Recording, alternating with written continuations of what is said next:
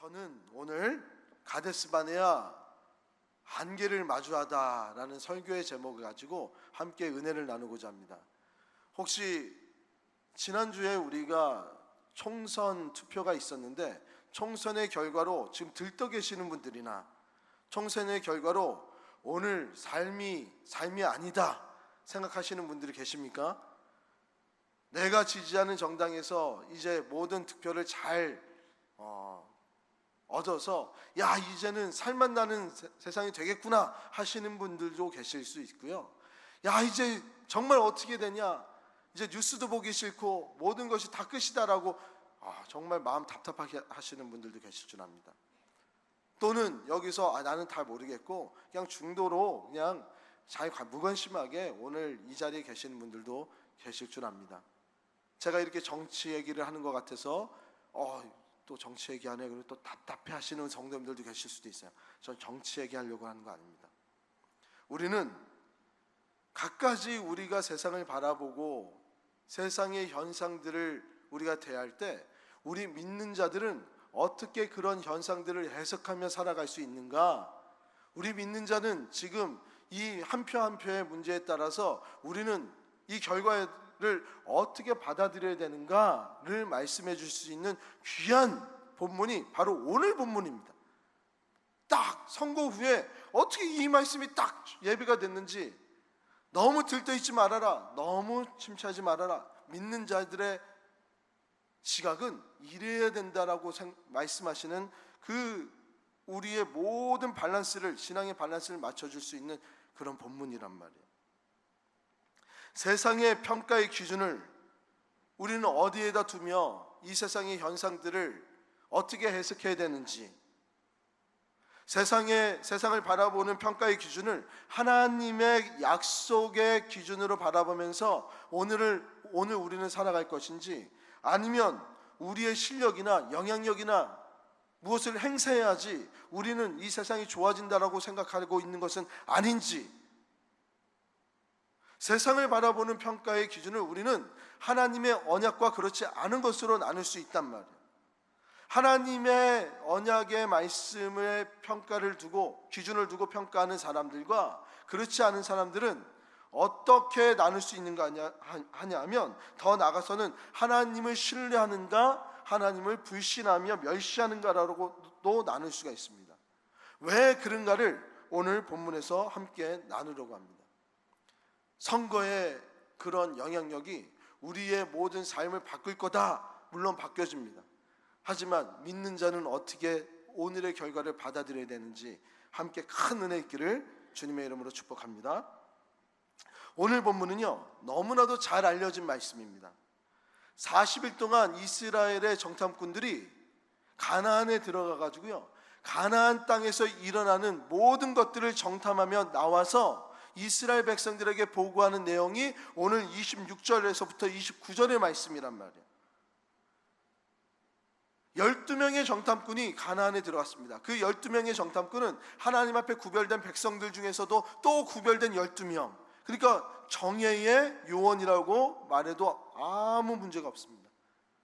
그 정예의 요원 12명이 40일 동안 가나안의 구석구석을 다 살피면서요, 돌아다니면서 우리 이스라엘이 이 가나안 땅에서 어떻게 거주할 수 있고 어떻게 이 땅에 들어올 수 있는지를 정탐하기 시작한 거예요.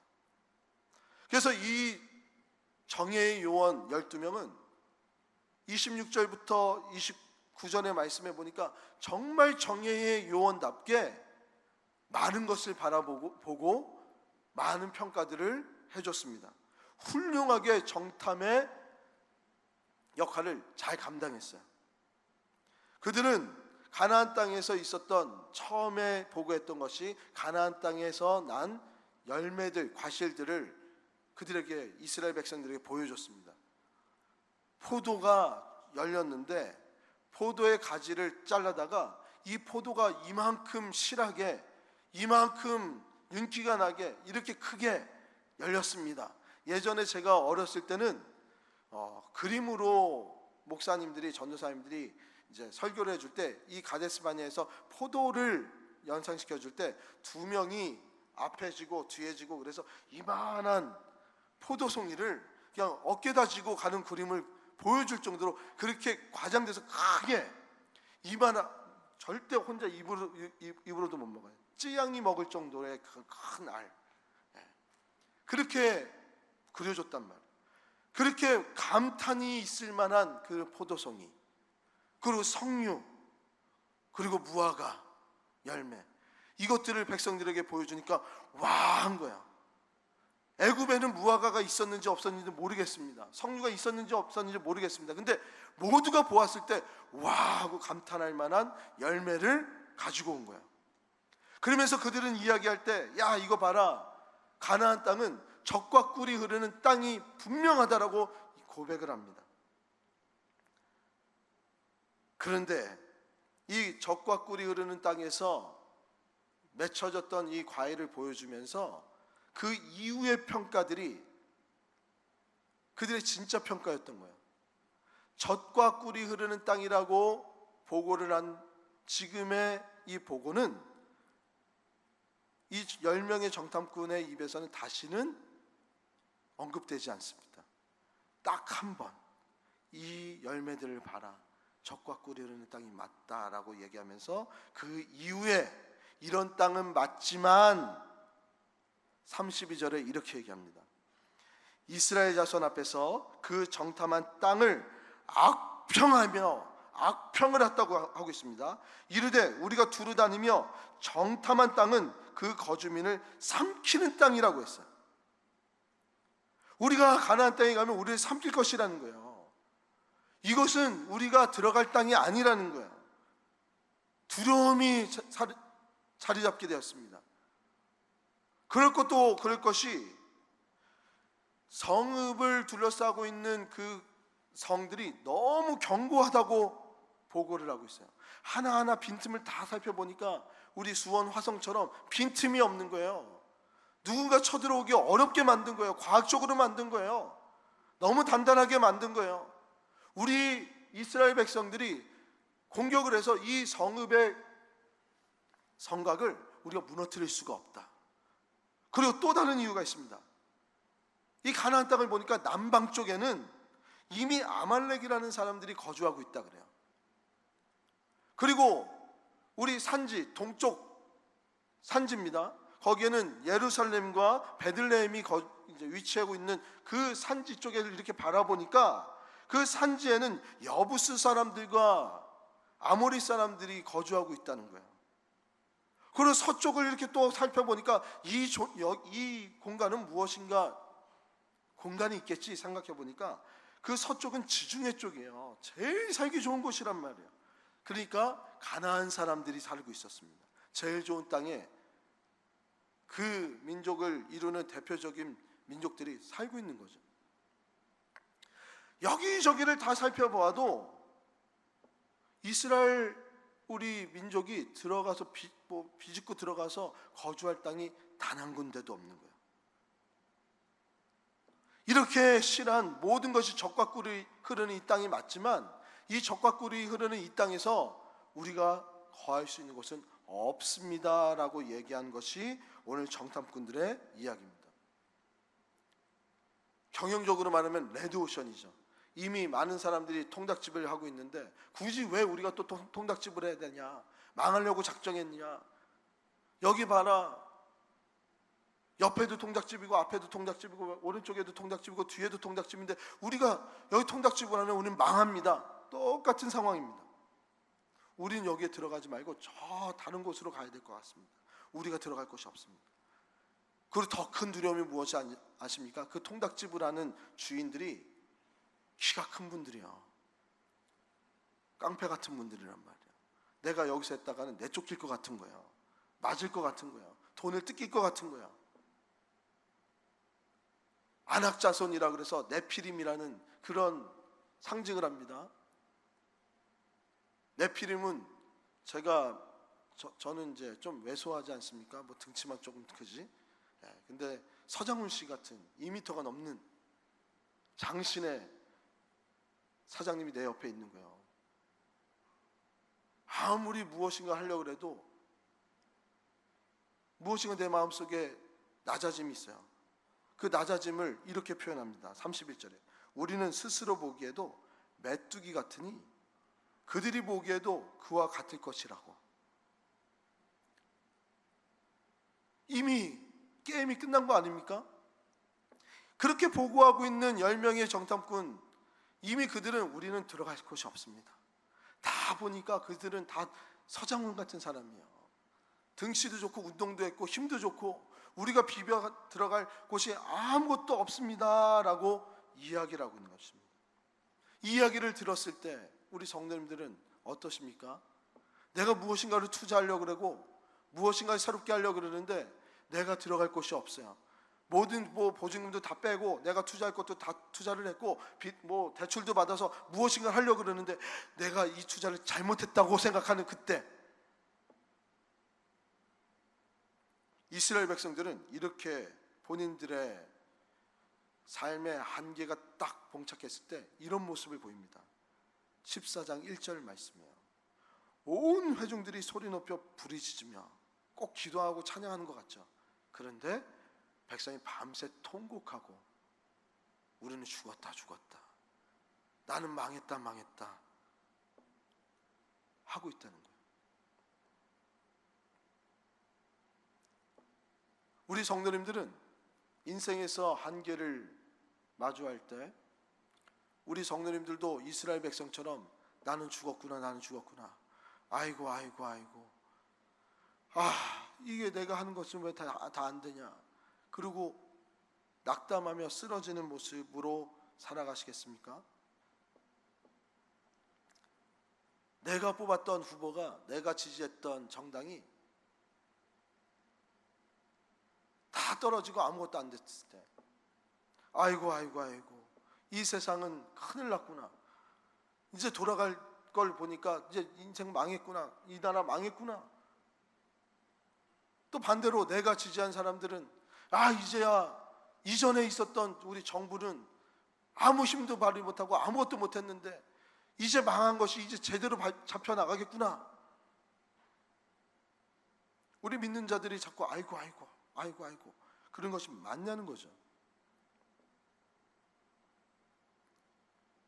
우리는 인생에서요 수많은 가데스 바네아를 경험하게 됩니다. 제가 이야기했던 것뿐만 아니라 여러 방면에서 우리는 가데스 바네아가 우리 삶에서 다 마주하게 될 거예요.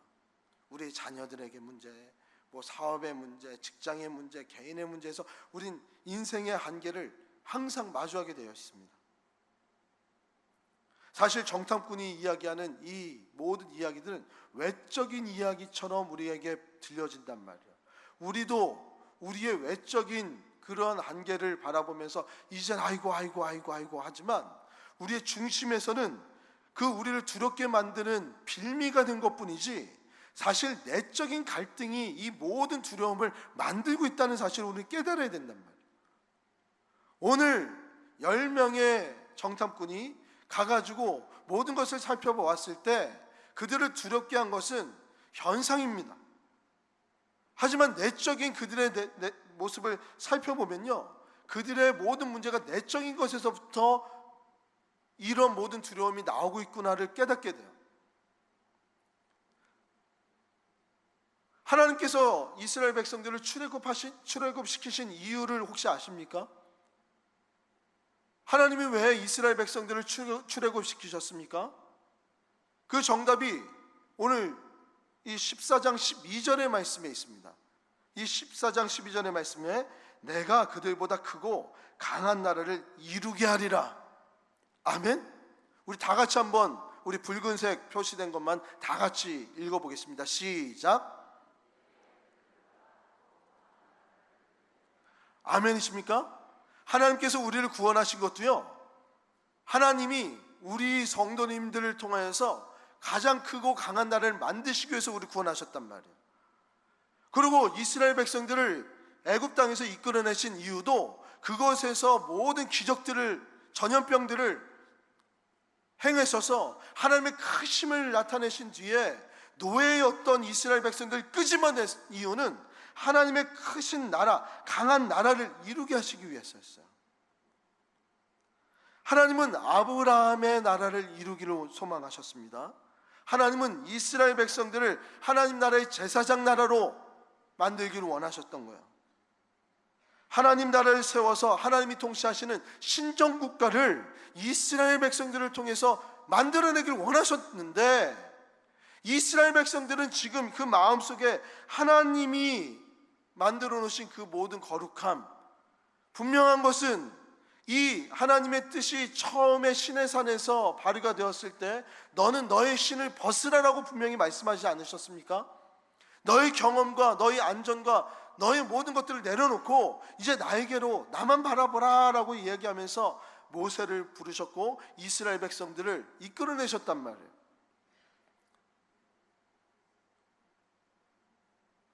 그런데 그들은 다시금 이 긴박한 자신의 한계가 부딪혔을 때 자신이 벗었던 그 신발들을 다시 급하게 찾는 모습을 보입니다. 아이고 그러면서 내가 벗었던 신발이 어디 있을까 그러면서 분명히 여기다 벗어놨는데 그러면서 신발들을 다 이제 다 찾기 시작하는 거예요. 어떤 사람은 내 신발이 없어졌어. 내가 저희 홍해에서 내 신발을 던져버리고 왔는데 나는 이제 더 이상 신발이 없어. 애통하면서 나는 이제 찢겨지고 나는 힘들고 내 삶은 이제 망했구나 이야기를 하고 있단 말이에요. 그런 모습이 지금 바로 이스라엘 백성들의 모습이란 말이에요. 그래서 그들은 반복해서 얘기합니다. 14장 2절과 3절과 4절에 애굽이나 광야에서 죽었으면 좋았을 것을, 3절에 애굽으로 돌아가는 것이 낫지 아니하냐, 4절에 애굽으로 돌아가자. 애굽이 얘기하고 있어요. 그들의 마음속에 애굽이 가득 찼던 거예요. 옛날의 삶에 대한 향수가 그들을 애굽을 잊지 못하게 만들었습니다. 그래서 모든 그런 건수만 만들어지면 그것이 두려워지고 그것이 문제가 되고 그것으로 많은 갈등이 우리 안에서 만들어진단 말이에요. 여전히 신발을 벗지 못하는 모습 아닙니까? 내 신을 벗으라라고 얘기하셨는데 벗었던 신도 다시 찾고 있는 이스라엘 백성들의 모습, 다시 회개하고 있는 구원의 전의 모습으로, 하나님께서 인도하심의 전의 모습으로 자꾸 회개하려는 우리의 죄된 모습들이 여기서 보여지고 있잖아요. 하나님께서는 어렵게 이스라엘 백성들에게 자유를 얻게 해주셨어요. 어렵게 얻은 이 자유를 위해서 이 이스라엘 백성들은 경작하고 다스리고 이 땅을 충만하게 만들어야 되는 수고를 해야 되는데도 불구하고 그들은 빈 땅을 바라보면서 하나님께서 만들어 놓으신 아무 수고가 없는 에덴을 꿈꾸며 이것도 아니고 저것도 아니고 우리가 가야 될 땅에 아무것도 없음을 한탄하고 있단 말입니다. 이 자유를 주신 것에 대해서 감사하지 못하고 우리는 이 땀 흘리는 땀과 우리가 흘려야 할 피의 희생을, 왜 내가 이 희생을 감당해야 되냐고 생각하면서 쉽게 이 자유를 포기한 거예요. 그러면서 다시 노예의 생활로, 예전의 생활로 회귀하는 모습입니다. 당장 편한 것을 위해서 미래의 좋은 일들을 다 포기하고 있는 모습 아닙니까? 가나안보다, 적과 꿀이 흐르고 있는 이 가나안보다 노예지만 큰 피해 없이, 피 흘림 없이, 이 자유는 없지만 노예 생활로 살아가는 그 모습이 더 좋다는 거예요. 제가 어제 굉장히 바빴습니다. 그 바쁨이 우리 장로님들이 이제 야유회를 가셨어요. 그래서 야유회 가시는 장로님들하고 같이 기도 같이 해드리고, 제가 정말 어제가 바쁜 날이라 같이 동행을 했어야 됨에도 불구하고 같이 못 갔습니다. 그리고 이제 배웅해드리고, 이제 저는 또 우리 청년들이 그 축구 선교회를 한다 그래요. 저도 뭐 믿기 어렵겠지만 축구를 굉장히 사랑하고 좋아했던 사람이란 말이에요. 제가 나름 스포츠맨이었는데 우리 아내도 한 번도 제가 축구하는 걸 못 봤어요. 그러니까 증명할 길이 없습니다. 근데 제 고등학교 친구들은 제가 동원고등학교라는 데를 나왔는데 쇠벌이라고 그러면 쇠벌이었냐고. 축구 동아리입니다. 거기 스트라이커였어요. 제가. 수원시 동아리에서 1등 했던 쇠벌.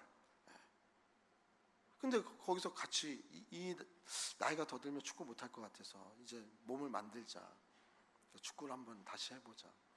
갔는데 여전히 못했어요. 그냥 기도만 해주고 다시 와서 회의하고 그 축구했던 친구들이 회식한다길래 밥 사주고 끝나고 회의 끝나고 만나서 밥 사주고 그리고 미국에서 강준민 목사님이라는 분이 오셔가지고 또 만나자 그러셔서 또 애들 밥 사주고 커피 사주고 또 이제 강준민 목사님이라는 분을 만나고 많은 대화를 나눴습니다.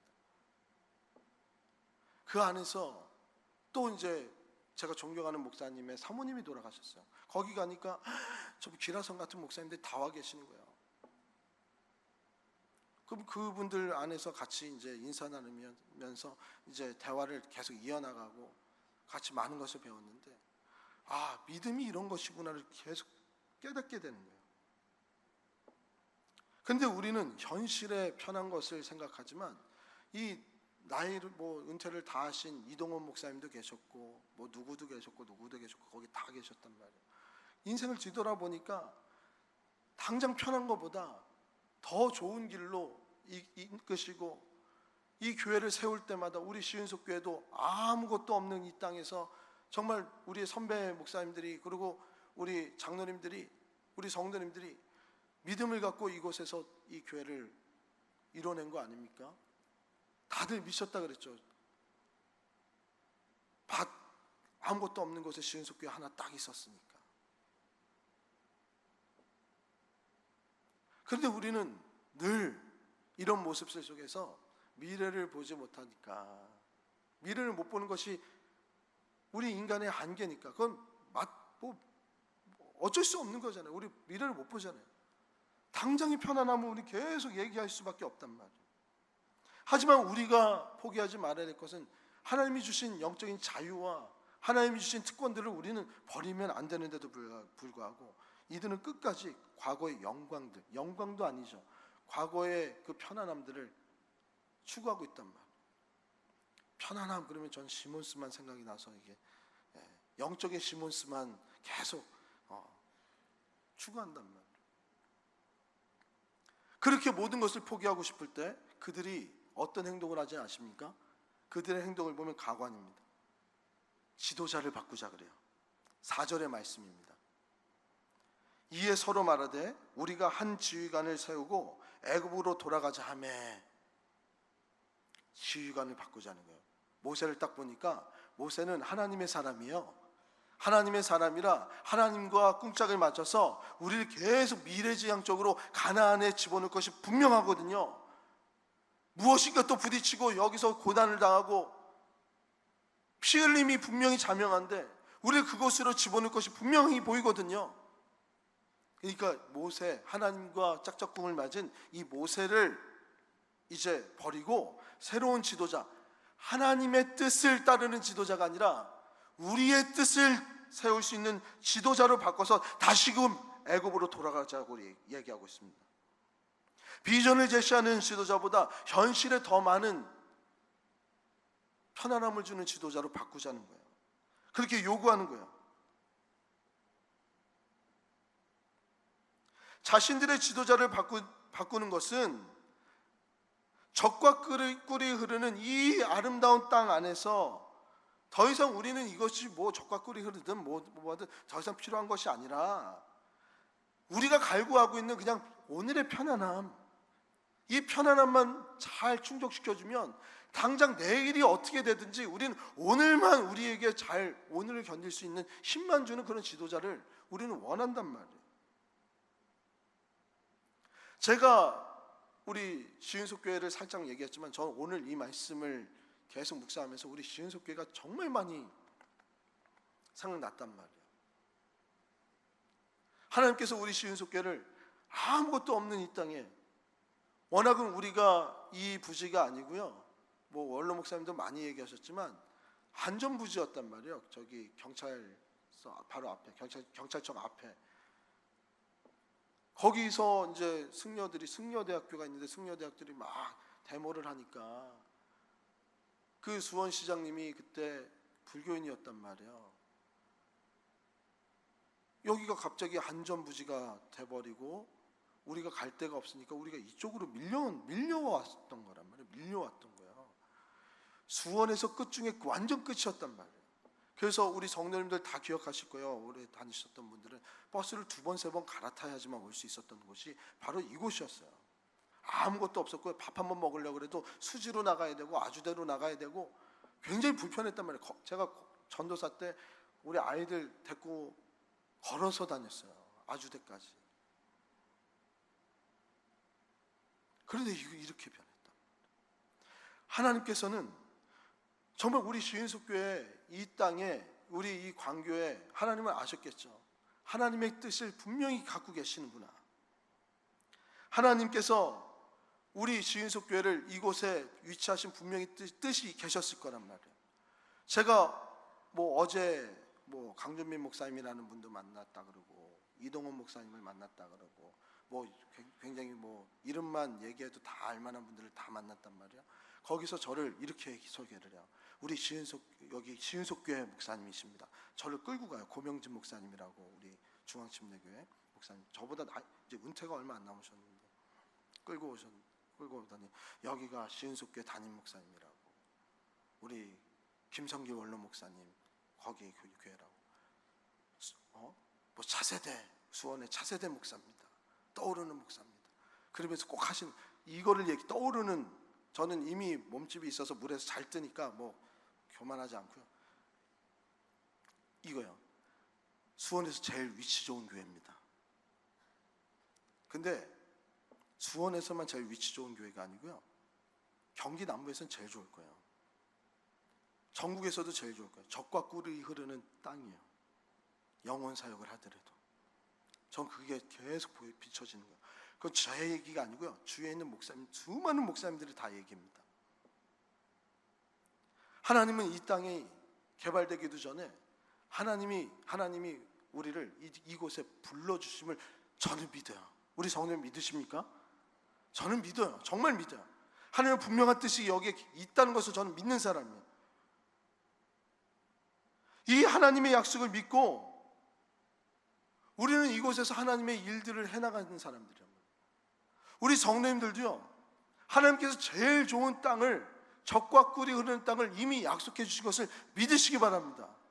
근데 이 땅은요, 레드오션이에요. 우리가 들어가기에는 너무나도 거대한 땅이란 말이에요. 우리끼리 행복했던 교회가 갑자기 아파트가 들었으면서 어찌할 바를 몰라 했단 말이야. 우리의 성도님들의 일에서도 시대가 너무 많이 바뀌다 보니까 분명히 하나님이 주신 이 땅이 젖과 꿀이 흐르는 이 땅을 나에게 들어가게 분명히 약속하셨는데도 불구하고 우리는 이 땅 안에서 내가 과연 살아남을 수 있을까? 나는 메뚜기 같은 존재인데 위축된단 말입니다. 그러할 때 우리에게 필요한 것은 무엇이냐면 하나님의 약속을 믿고 이곳에서 다른 사람과 달리 신앙의 보고를 하고 신앙의 눈을 가진 갈렙과 여호와와 같은 그런 모습을 우리는 가져야 된다는 말씀이에요. 믿는 사람의 눈은 세상의 눈과 달라야 됩니다. 믿으십니까? 젖과 꿀이 흐르는 수많은 땅들이 우리 주위에 있습니다. 집중되어 있습니다. 우리는 그것들을 찾아 나서라는 게 아니라 이미 우리에게 약속해 주셨어요. 이미 우리가 생각했던 그 젖과 꿀에 흐르는 땅은 레드오션이라 그래서 우리가 비집고 들어갈 그 모든 것들이 다 차고 넘치고 한계를 부딪히게끔 만드는 그런 요소들이 곳곳에서 다 있을 수 있습니다.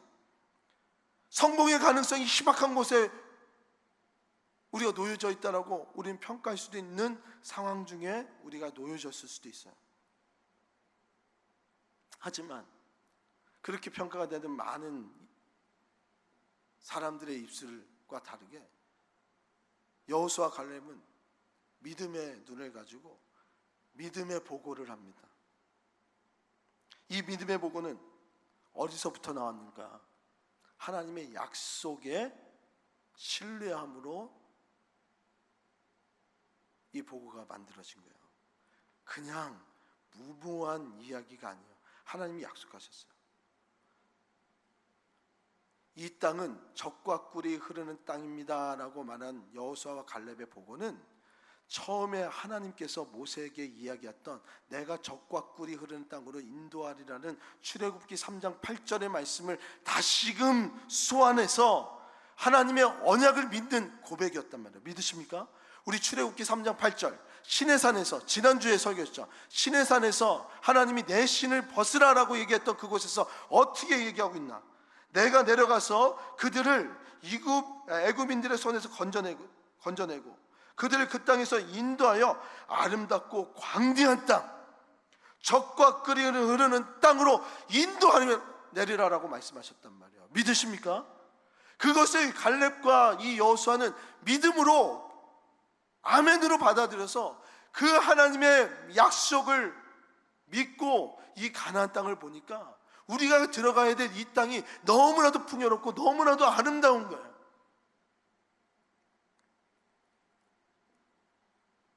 그들의 믿음, 우리가 믿음이 무엇인가, 믿음에 대해서 정의된 것은 히브리서 11장 1절밖에 없습니다.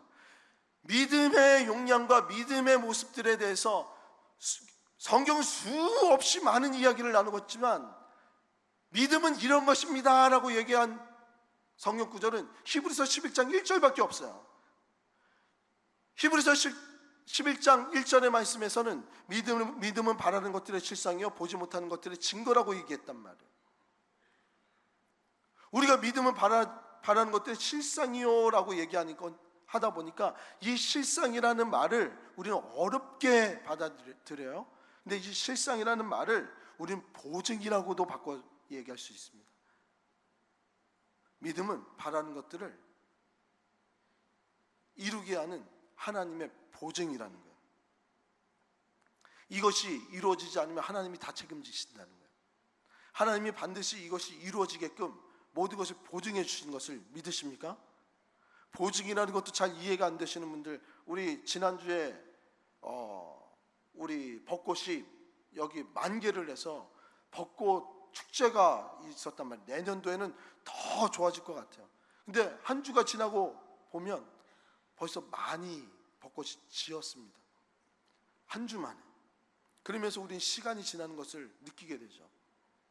아, 이제 여름이 오겠구나. 봄 다음에 여름이 옵니다. 여름 다음에 가을이 와요. 가을 다음에 뭐가 오죠? 가을 다음에 뭐가 오죠? 예? 뭐요? 정말 겨울 와요? 가을 다음에 진짜 겨울 옵니까? 이렇게 물어보는 제가 우습죠. 그렇죠? 왜요? 가을 뒤에 반드시 겨울이 오니까. 봄하고 겨울은 한국에서 없어질 수도 있겠는데 겨울과 여름은 절대 안 없어지잖아요. 어떻게 아십니까? 네? 계속 겨울이 왔었으니까. 목사님이 이상한 거 아니세요? 혹시 지금 뭐 약 드세요? 이제 그럴 수도 있죠. 우리의 믿음은 그런 하나님의 약속과 보증이 있다는 거예요. 보증은 이거예요. 반드시 겨울이 오듯이 하나님의 약속은 반드시 이루어지는 거예요. 반드시 오는 거예요. 믿으십니까? 그것을 여호수아와 갈렙은 믿은 거예요. 확신한 거예요. 그래서 확증이라는 것은 이렇게 저는 표현했습니다. 하나님을 절대적으로 믿고 완전하게 확신한 것이 믿음이다. 아멘이십니까? 하나님이 우리에게 약속하신 것을 반드시 이루어 주신다는 거예요. 우리의 믿음의 근거는 무엇입니까? 우리에게 늘 좋은 것을 주시는 하나님, 우리의 모든 필요를 충족해 주신 하나님, 우리를 구원해 주신 하나님. 오늘 이 말씀에서는 분명히 얘기하는 것을 우리는 애굽 땅에서 노예된 우리를 건져내셔서 하나님의 큰 나라를 이루어 하나님의 신정국가를 그들보다 더 큰 나라를 만들게 하시려는 그런 계획들, 우리 성도님들을 통해서 그런 나라를 만드실 거란 말이에요. 하나님은 우리 시은속 교회를 통해서 광교를 뛰어넘어서 한국과 열방을 품을 수 있는 강한 하나님의 나라를 이루실 것이라는 것을 저는 믿는단 말이에요. 아멘 소리가 갑자기 아멘이십니까? 우리 성도님들도 마찬가지 아닙니까? 하나님께서 우리 성도님들을 구원하신 이유가 바로 이렇게 크고 강한 나라를 만드시기 위한 거예요. 절대로 우리의 믿음은 다수가 진리인 그런 것이 아닙니다. 지금 오늘 말씀해 보면 10대 2란 말이에요. 10명의 정탐꾼의 이야기와 2명의 여호수아와 갈렙의 이야기. 근데 10대 2도 아닙니다. 더 살펴보면 온 회중들이 10의 이야기를 듣고 그 마음속에 있었던 애굽을 다시금 자신이 신었던 신발들을 다시 신으면서 구원받기 전의 모습으로 자꾸 간단 말이에요. 하나님의 방식이 아니라.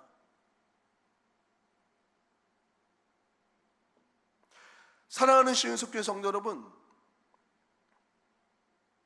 우리는 매 순간 가데스 바네아를 경험할 수밖에 없습니다.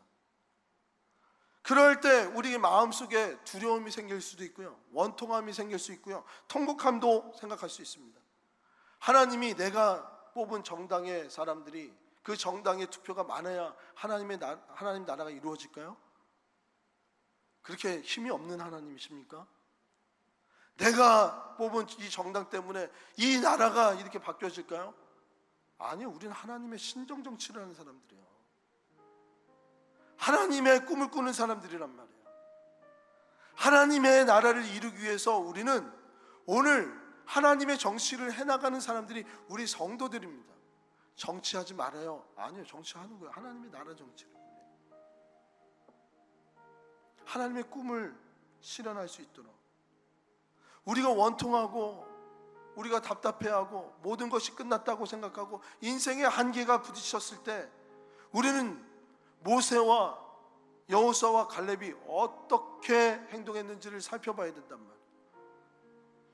그들은 어떻게 했습니까? 이스라엘 백성들이 다 애굽으로 돌아가자 그랬을 때 땅에 엎드립니다. 그들 앞에서.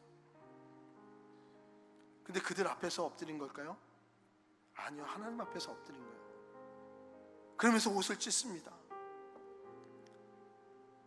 순전한 마음을 드러낸 거죠. 그러면서 이 모세와 갈렙과 여호수아는 하나님 앞에 엎드려 기도하며 이렇게 이스라엘 백성들에게 외쳐요. 8절의 말씀입니다. 8절의 말씀에 여호와께서 우리를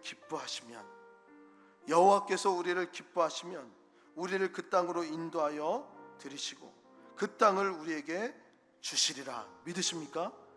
이는 과연 젖과 꿀이 흐르는 땅이니라. 아멘. 마지막에 젖과 꿀이 흐르는 땅이니라 라고 또 얘기한 게 무엇입니까? 이렇게 좋은 땅에 우리를 들어가게 하셨다는 것입니까? 아니요. 호렙산에서 시내산에서 약속하셨던 그 약속을 떠올린 거예요. 믿음의 확증을 시킨 거예요. 반드시 하나님의 약속은 이루어지겠다라고 오늘 여기서 얘기하고 있단 말이에요.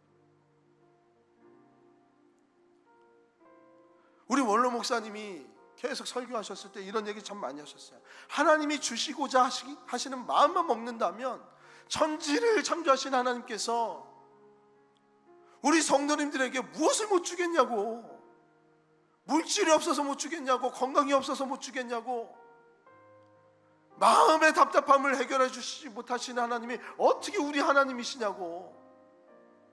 모든 것을 다루시는 하나님이 우리를 기쁘시게 여기시면 우리는 하나님의 모든 것들을 다 누리면서 살 수 있는 그러한 상속자라고 저는 수없이 들으면서 자라왔거든요. 그 믿음대로 저는 자라왔고 어딜 가서든지 그런 일들을 했고 똑같이 오늘을 그렇게 살으려고 저도 이 땅을 가꾸며 오늘을 견디고 있습니다. 정말 세상에는 돈이 너무 많아요. 눈먼 돈들이 너무 많아요. 아무리 불경기라도 하나님께서 정말 하나님이 기뻐하시는 성도라면 이 불경기 가운데서도 하나님께서 건져주셔서 놀라운 축복을 주실 줄 믿습니다. 전제 조건이 뭐예요? 하나님이 우리 성도님들을 기뻐하시면 우리는 기뻐하심의 포커스에 맞추는 거예요. 우리의 삶에 가데스 바네아가 나타났을 때 우리는 환경을 보는 게 아니에요. 무엇을 해요? 엎드려서 하나님, 우리를 기뻐하시는 그 하나님, 나를 기뻐하시게 하시는 그 일에 더 집중하며 하나님을 부르셔야 된단 말이에요. 그래서 우리 다 같이 한번 저를 따라서 한번 외쳐보겠습니다. 큰 목소리로 우리의 믿음의 보고가 되기를 원합니다. 하나님이 기뻐하시면, 다시 한번 우리 2층에 중층에 계신 우리 성도님들, 하나님이 기뻐하시면 하나님이 주실 것입니다. 그들은 우리의 먹이입니다. 아멘. 두려울 게 없는 거예요. 슬퍼할 게 없는 거예요. 이미 하나님은 우리를 약속의 땅으로, 적과 꿀이 흐르는 땅으로 인도해 내주셨으니까. 그런데 마지막으로 말씀드립니다. 하나님께서 우리를 늘 좋은 것으로 주시는 그 하나님을 신뢰하며 나가는 자들에겐 이런 큰 복을 주시는데, 하나님을 믿지 않고 믿지 않는 사람들은 어떻게 합니까? 부정적인 얘기를 합니다. 부정을 합니다. 그건 무모하다고 얘기합니다. 그것은 불신이라 그래요. 하나님을 멸시한다는 거예요. 우리는 수많은 가데스 바네아에서 이것이 하나님을 멸시하는 일인지 모르면서도 저도 하나님을 멸시하고 부정하는 일들을 참 많이 합니다. 지금도 합니다. 그 믿음의 관계 안에서, 현실과 믿음의 강 안에서.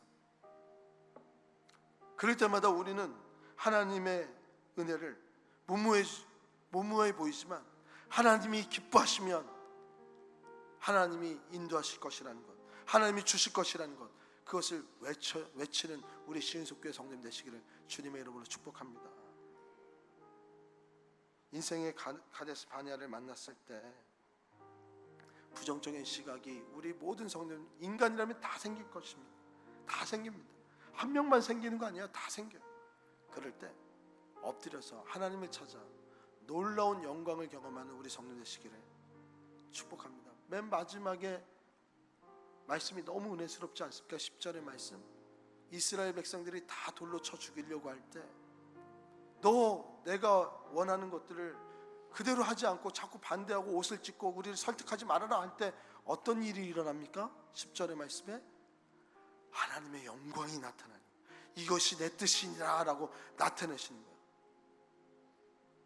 하나님은 지금도 우리 주위에 하나님을 동경하고 하나님의 존재를 믿고 싶어하는 수많은 사람들이 있어요. 회기에 우리 이민을 가면 한국을 늘 동경하잖아요. 고향을 꿈꾸잖아요. 그런 것처럼 우리도 늘 하나님의 작품이기 때문에 하나님에 대한 회개의 마음이 있단 말이에요. 그런데 교회를 딱 왔더니 우리 성도님들 보면서 하나님이 없어요. 미국에서 살던 사람들이, 해외에서 살던 사람들이 고향에 부푼 꿈을 갖고 왔는데 고향에서 큰 실망을 해요. 야, 한국 가봤자 뭐 없다. 그냥 우리가 살던 땅에서 살자. 저도 미국에서 있다 보니까 한 번 나오면 너무 기뻤단 말이에요. 근데 그 실망감이 쌓이면 한국 별거 없는 거예요. 믿지 않는 사람들이 교회를 나왔을 때 우리의 모습을 보면서 실망시키지 않게 우리는 하나님을 표현하고 하나님을 나타내는 자들 아닙니까? 여호수아와 갈렙처럼 하나님을 나타내는데 믿음의 보고를 하는 우리 시은속교회 모든 성도님들 되시기를 주님의 이름으로 축복합니다. 그곳에 은혜가 있고 그곳에서 기적이 나타날 줄 믿습니다. 아멘. 이 시간 우리가 세상의